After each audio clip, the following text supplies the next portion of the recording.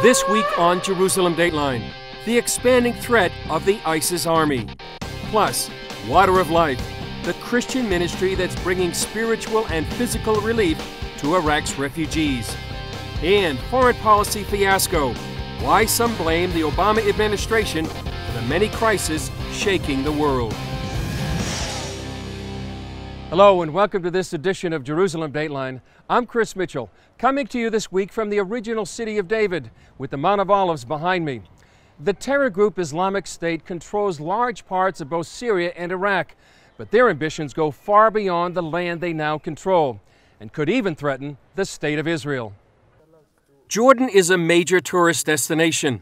Each year, millions of tourists flock to famous sites like Petra. I think Petra is amazing. I think it truly is one of the wonders of the world. But now Jordan finds itself on the front lines with IS, the Islamic State. The group's aggressive moves toward Jordan's border have many worried about the future of King Abdullah and Jordan, also known as the Hashemite Kingdom. In this video, Jordanians fighting for the Islamic State in Iraq tore up their passports and pledged to slaughter the king. From their point of view, Jordan is an artificial country that has to be removed. Next stop is Israel. Looking at the map, Jordan shares a long border with both Syria and Iraq. You can also see Jordan serves as a buffer on Israel's eastern border. In the vast desert to the north, the Jordanians maintain a strong, well-armed and trained military. But Israeli analyst Jonathan Fine sees Jordan's real threat coming from the inside, not its border. The danger is embedded in the potential of Muslim Brotherhood supporters, among them also Palestinians, who might cling and adhere to the ideology of the IS in Iraq. Hopefully, Jordan won't face this enemy. It has two strong allies in the U.S. and Israel. I don't think that I'm exaggerating that both Israel and the U.S. will prevent any takeover of IS on Jordan. Because from an Israeli point of view, the Eastern Front has always been a very sensitive issue. That's why Israel feels it's vital to control the Jordan Valley on its eastern border. But the threat goes far beyond the borders of the Hashemite Kingdom. In their eyes, the definition of the enemy is Western civilization, not a foreign policy of one government or another. And when they say they target the Judeo-Crusade alliance as their major enemy, they mean what they're saying. For now, Jordan, usually a quiet political player, sits on the front lines, part of the new reality in an ever-changing Middle East. Recently, the Islamic State declared the territory they control in Iraq and Syria a caliphate under Islamic Sharia law. Restoring the caliphate has been a dream of Islamists for decades. Recently, we sat down with Islamic expert Moshe Sharon about what is a caliphate and why is it so important to many of the world's Muslims. Professor Sharon, thank you for joining us on Jerusalem Dateline. There's been a lot of talk about the caliphate here in the Middle East. First of all, what exactly is the caliphate? Well, the caliphate was the leadership of Islam after the death of Muhammad, the prophet of Islam. He died in the year 632.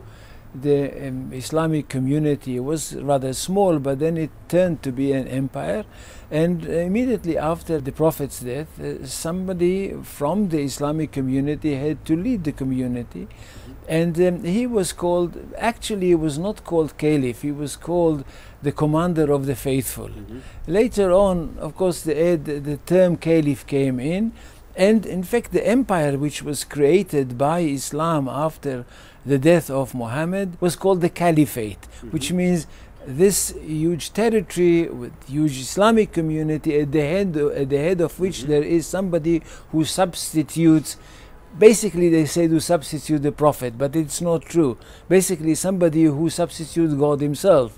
Because God is in heaven, somebody has got to look after the faithful on earth, and of course, he is the Caliph. Because in Arabic, the word Caliph is a substitute. That happened in the 600s. Is there talk about reinstituting the caliphate? There is always the great dream that one day the whole of the Islamic world would unite under the leadership of the Caliph, of he who would continue the action and all the things that had been done in the past by the Caliph of Islam. This is a dream. I'm not so sure that this dream can come true, but this dream holds together some kind of a feeling that under the Caliphate there is going to be a wonderful Islamic world. There's going to be a unity of all the Muslims. There is going to be a world power that cannot be matched by anything, because Caliphate is not only the leadership of the faithful from the religious point of view. There is no such a thing. The Caliph is not a religious leader. It's a mistake to think that he is like the Pope of the Muslims. He is a political and military leader, that under him all the Islamic world is united, and of course the war and the fighting against the Christian world would be far easier. Of course the Jews have got to be thrown out of the Holy Land, that's clear, but this is not the major aim of the Caliphate. The major aim of the Caliphate is to rule the world, and this can be done under the leadership of one Caliph who he himself only can declare a holy war, a jihad. So the memory of the Caliphate is like a fuel for the activity of Islam, politically speaking. So I'm not so sure that Egypt as such dreams about leading the Caliphate. There was only once that there was a Caliph in Egypt, and he was a Shiite. So Egypt is not going to lead the Caliphate, but what's important is that every real Muslim, every Muslim who thinks that Islam should at the end of the story lead the world and rule over it, every Muslim dreams about the reinstitution of the Caliphate. U.S. airstrikes helped break the ISIS siege in the town of Amirel in Iraq over the week. Still, tens of thousands of refugees are without water and sanitation. But as Gary Lane reports from the city of Erbil, CBN Disaster Relief was there, among others, providing hope and help. British and Australian humanitarian airdrops provided much-needed food and water relief to the besieged Iraqi city Amirli. And here, 100 miles away from the city of Amirli, in the Kurdish capital city of Erbil, tens of thousands of refugees are still in need. Sure, they don't have the needs of the people of Amirli. They have shelter, they have plenty of food, but their challenges are great. Most refugees here and elsewhere in Kurdistan need better sanitation and health care. In northern Iraq, few toilets are available in makeshift camps. So some people are forced to relieve themselves wherever possible. With few trash bags or refuse containers around, garbage is tossed everywhere. The people also lack clean water. We've already shown you how CBN doubled the number of water containers for 4,000 refugees living in these unfinished buildings in Zakho. And when we learned that some refugee children residing in this church were getting sick, we provided a water filter system to bring them clean water. One of the necessities to have a filter water for a place like this, because I think they are drinking the water directly from the tanks. Bad water dirty water can cause diarrhea a lot, especially for children, and this is what they are facing. CBN Disaster Relief has also partnered with Iraqi Christians to bring free medicine and other medical supplies to the refugees. And because they've lost their homes and possessions, some refugees say they're ready to give up. This pharmacist says Christian medical workers are bringing them health care and hope. We have to deal with them, with their soul, with their needing, they are crying. We have to be support them in this. We were encouraging him. The war doesn't end here, because Jesus Christ has a plan for you. He loves you. And that was the message delivered to more than 100 children attending a Superbook party and showing at an Erbil refugee camp. First, the children enjoyed some face painting and games, a few snacks before the show, and then it was time for Gizmo, Joy, and Chris, CBN's Superbook. One episode taught them about the creation and fall of man, another about David's courage and trust in God to defeat Goliath. A Superbook team volunteer told us the showing was timely because the children are desperate for a little happiness and hope. Now the Christian children is not happy. He sees all the time the sad. But on this early September evening, They forgot the terror that forced them from their homes. They clapped, laughed, and were reminded of God's love. It's so good, and this film, it's so nice watching it to film. Yes, we are happy, and Jesus is with the children all the time. And like David, these young Iraqi refugees are learning to rely on God to help them overcome the giants in their lives. Gary Lane, CBN News, Erbil, Iraq. Up next, they're the baddest of the bad, and we've given them a seat at the table. Because of the moral relativism that most of the Washington policy community has really engaged in, they can't distinguish between good and evil, and they can't distinguish between a genocidal, hate-infested organization like Hamas and a Western liberal democracy with democratic values like Israel. The dire consequences of our faulty foreign policy plan. Welcome back to Jerusalem Dateline. Iran is building a nuclear bomb. Radical Islamists are marching throughout the Middle East, and Vladimir Putin has his eyes on Ukraine. As the world gets more and more chaotic, can the U.S. outmaneuver its enemies by talking to them? The Obama administration has based much of its foreign policy on dialogue and diplomacy. But as Eric Steckelbach reports, not everyone is convinced it can work. President Obama has caught heavy criticism in recent months for negotiating with the likes of the Taliban and Iran. Yet as far back as 2007, during a CNN YouTube debate, then candidate Obama made no secret of the fact that, unlike President Bush, he would seek dialogue with America's enemies. Would you be willing to meet separately, without precondition, during the first year of your administration in Washington or anywhere else, with the leaders of Iran, Syria, Venezuela, Cuba, and North Korea? I would.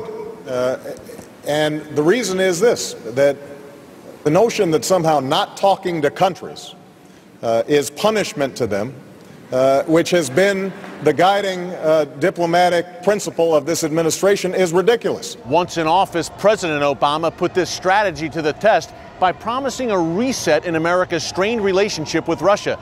Vladimir Putin, on the other hand, had different ideas. In recent months, Russia seized the Crimea region of southern Ukraine and may have designs on the rest of that country and beyond. In addition, pro-Russian separatists stand accused of shooting down a Malaysian airliner over eastern Ukraine in July, killing nearly 300 people. The Obama administration has levied sanctions and warnings against Russia, but Putin does not seem to be changing course. We may want to be soft, we may want to repeat the mantra, the Cold War is over, but what matters is what he thinks, and we have to play the game on his terms if we're going to win. Michael Rubin is author of Dancing with the Devil, The Perils of Engaging Rogue Regimes. He says the Obama administration wrongly believes it can negotiate in good faith with the likes of Iran. The administration recently announced an extension of nuclear talks with Iran after a deadline passed with the two sides no closer to a deal. In the year before negotiations began, the Iranian economy shrank 5.4%. In order to get the Iranians to the table, we've given them $20 billion in sanctions relief and new investment. Despite ongoing talks with the Obama administration, the Iranian regime continues to sponsor global terrorism and threaten Israel, and cries of death to America remain staples at its rallies. Supporters of the president point out that Ronald Reagan met with Soviet leader Mikhail Gorbachev during the Cold War. Rubin says Reagan did so from a position of strength, with America's economy and military might growing and the Soviets realizing they couldn't compete. For Reagan, that was the end of the process, not the beginning. It came after a multi-year military buildup. For years, the United States stood strong on the policy of never negotiating with terrorists. It came as no surprise then that President Obama came under fire recently for negotiating with the Taliban, exchanging 5 high-ranking Taliban terrorists for U.S. soldier Bo Bergdahl. Why is it a big mistake trying to engage the likes of the Taliban, Hezbollah, Hamas, which are terrorist organizations? Okay, well, first of all, you legitimize the organizations when you negotiate with them. Second of all, there's so many different organizations that don't come to the table. If they learn that the way to get to the table is to blow up buses, then that's what they're going to do. You don't want to create an incentive for bad behavior. Hamas gained legitimacy earlier this year when the Obama administration recognized it as part of a new Palestinian government. Hamas ignited a war with Israel shortly thereafter, launching thousands of rockets against the Jewish state. Because of the moral relativism that most of the Washington policy community has really engaged in, they can't distinguish between good and evil, and they can't distinguish between a genocidal, hate-infested organization like Hamas and a Western liberal democracy with democratic values like Israel. Sarah Stern is president of the Endowment for Middle East Truth. I'm on Capitol Hill almost every day, and based on what I'm hearing from many members of Congress on both sides of the aisle, they do not want to give money to the Palestinians if the Palestinians are entering into an accord with Hamas. Rubin warns that foreign policy missteps today can have grave consequences down the line. When a president loses political credibility, that gets restored when the next president gets elected. But international credibility, that doesn't get restored. We're going to be picking up the pieces for decades to come. Eric Stakelbeck, CBN News, Washington. Up next, how did one British Muslim go from an Israel basher to a Zionist? The recent Israel-Hamas war sparked huge protests in Europe and exposed an epidemic of anti-Semitism. In a CBN News interview before the war, we talked with one British Muslim who told us how he became a Zionist. CBN News senior editor John Wagee has that story. Qasim Hafiz is a Pakistani Muslim born, raised, and living in the UK. As I was brought up around a lot of anti-Israel feeling, and especially for my dad, very blatant and direct Israel hatred and anti-Semitism. As a university student, Hafiz campaigned against the Jewish state. He attended marches, handed out leaflets, and called for boycotts of Israel. He said he was even willing to die to free Palestine and rid the world of Israel. My narrative was there was a Palestinian state, the Jews came from Europe, stole the land, and voila, Israel. Then he found Alan Dershowitz's book, The Case for Israel, and decided to read it so he could refute what he thought was Zionist propaganda. I thought I'll buy it and be able to disprove it because Israel has no case. I know the history, I'm an expert in it all. So I start reading this book, and the most basic of facts about Israel and the Jewish people I had no clue about. I mean, one of the most basic ones I came across was a Palestinian state has never existed. And that was just the beginning. 2 years later, he visited Israel. When you go to passport control and they say, what is the purpose of your visit? Just say you're here for a holiday. Don't say, well, I used to be anti-Semitic and anti-Israel. Now I'm not quite sure, so I thought I'd come and see what it's like. After 8 hours in airport security, Hafiz was allowed into Israel. It highlighted Israel's unique security situation. Look, it's not politically correct to say this, it's not nice to say this, but people from my background, people with my kind of name, have an awful tendency of blowing stuff up in Israel. And also, I was treated with a lot of respect. You want to see racism? Go to Saudi Arabia as a non-Arab. When Hafiz arrived in Jerusalem, he saw different ethnic and religious groups mixing in the city. Be it Muslims, be it people from African heritage, be it Europeans, be it people from the Middle East. It's just such a crazy mix of people. And then you see the signs in English and Hebrew and Arabic, and it straight away blows away that idea of apartheid and racism. Family and friends initially thought Israel's Mossad Secret Service had recruited him. Now some have come around. And there's this awful idea that people think it's a zero-sum game, that if you stand up for Israel, you're instantly anti-Arab. It's ridiculous. I have members of my family who are quite supportive of Israel now, which is nice. But with friends who have now turned their views to be more supportive of Israel, wouldn't say it publicly. Hafiz says Muslims refuse to accept Israel's existence in the middle of the Arab world. Then there are conspiracy theories and the pack mentality. I mean, it's that kind of ingrained that there's this global conspiracy by the Jews to destroy Islam and take over the world, and it's really sad, but this whole anti-Israel cause has become very popular. It's seen as the cool cause almost, and nobody wants to kind of break off from the kind of pack and be seen as an outsider. I mean, for me it was very difficult to go, okay, look, I was wrong. And I think that's a huge part of it.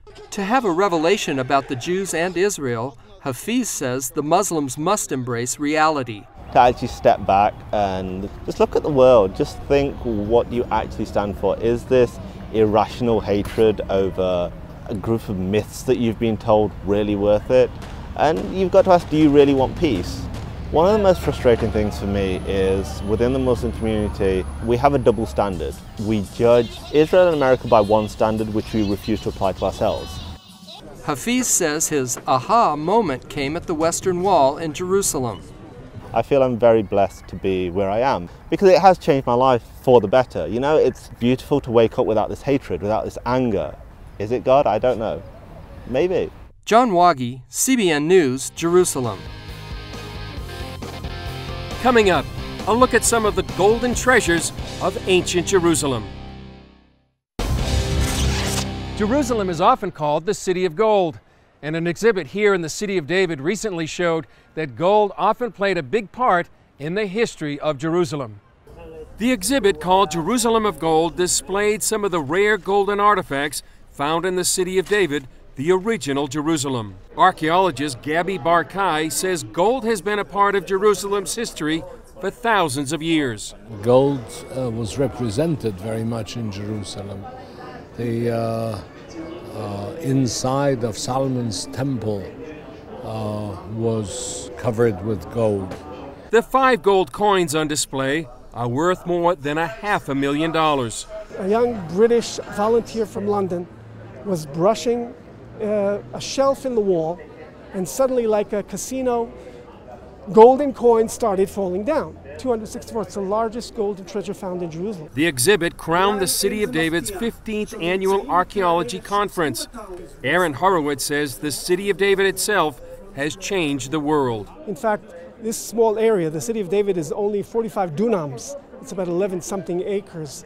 It's a small, ancient city, but it's had more impact on humankind than any other city in the world. Horowitz says the impact of the city is that the Bible was written there. The Bible that came out of Zion has affected the spirit of man.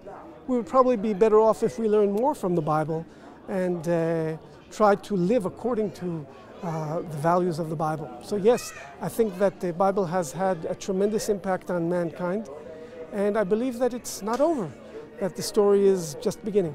Well, that's it for this edition. I'm Chris Mitchell, coming to you from the City of David. We'll see you next time on Jerusalem Dateline.